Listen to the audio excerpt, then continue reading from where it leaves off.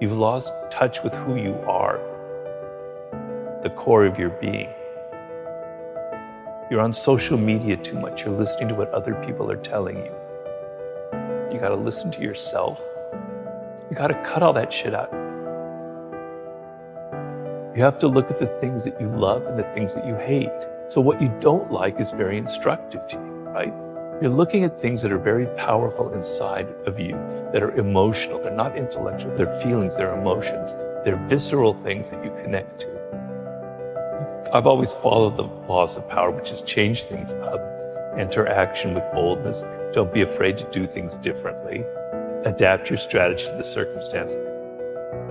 It's never too late. The earlier you figure it out, the better off you are, but it can happen later in life.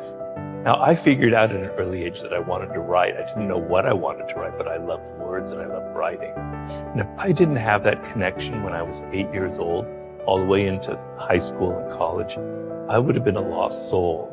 And I empathize with a lot of people who don't have that feeling when they're 8 or 18 or in their 20s. But I've tried to tell people everybody has it. You're just not listening to yourself. You've lost touch with who you are. There are 5 forms of intelligence. We normally associate intelligence with intellectuals, with Noam Chomsky, with Albert Einstein. No, intelligence comes in all forms. Working with your hands is a form of intelligence. A carpenter has a high form of intelligence. People who are sports, who athletically use their body, that's another form of intelligence. There's music, there's math, there's language. You have one of these frames of mind. By the way your brain is wired, you are inclined towards one of them. Figure that out. You got to be a bit bold. You have to embrace what makes you different. It takes time. To do anything in life takes time and hours and patience and work.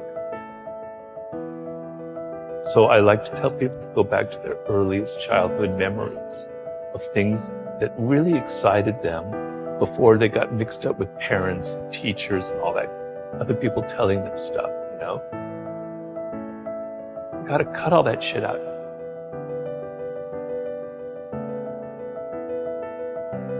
You know, I was frustrated, I was depressed. I even have to admit I had moments that were slightly suicidal because I knew deep down that I could do something. I was different from other people. I had different experiences, you know, and I knew that there was something I needed to express. There was a purpose to how my life had unfolded, but I couldn't find it. I had tried everything. I had tried every form of writing, every possible endeavor you can imagine. It just didn't click. So I was very deeply frustrated. And the frustration, I tell people, is a good thing.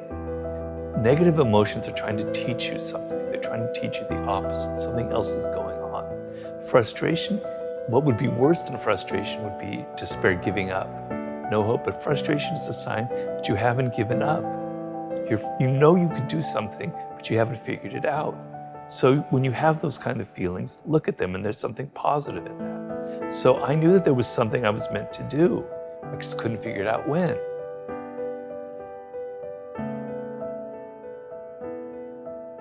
It's easy for me, a boomer, I have to admit that, to preach to you when you have gone through you've gone through a pandemic, what looks like to be a recession, and then if you're a millennial, you went through the crash in 2008.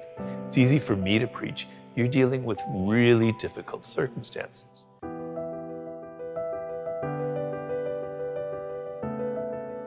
So a lot of people are rethinking their lives. They don't want to work at crap jobs just to get by. And I applaud that 100%, right? That's great. So you want to think about working for yourself is the ultimate position in this world. And even though times are difficult, even though it may seem like just a dream, there's so much potential out there for entrepreneurial spirit, for creating your own startup, for creating your own podcast, for going your own path in life. You don't have to follow other people.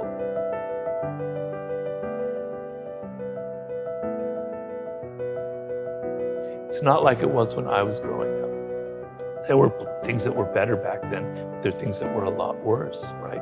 You have so many more options.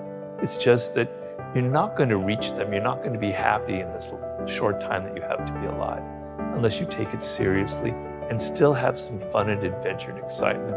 You got to listen to yourself. You have to embrace what makes you different.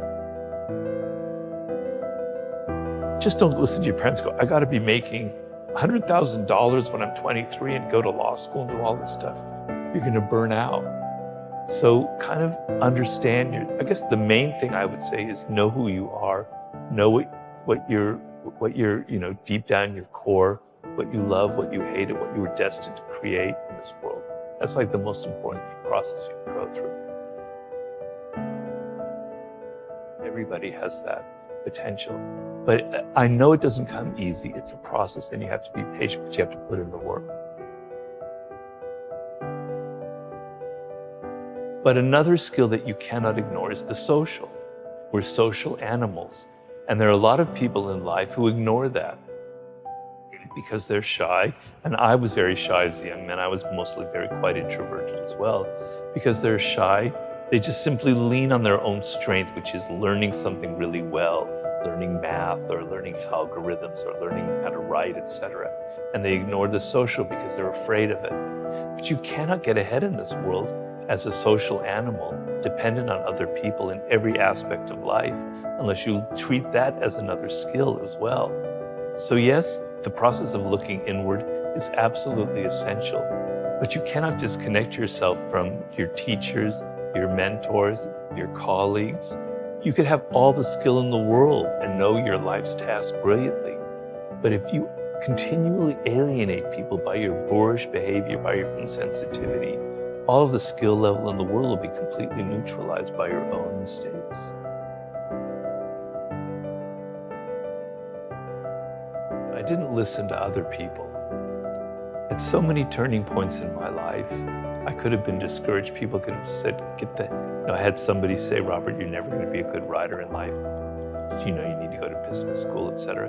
My parents tried to funnel me this way or that way. I was stubborn and I was rebellious and I did my own thing. And because of that, I have kind of a different voice from other people, right? And when I look at books out there, I'm searching for that voice of somebody who's different, who has something different to say, who speaks in a different tone of voice, that has their blood and their personality in their writing. And I don't find it often, but when I do, it's a great thing. And so, to me, success in life is kind of being who you are. There's a famous expression of the great ancient Greek poet Pindar about become who you are. It's a process of becoming who you actually are and realizing what it is.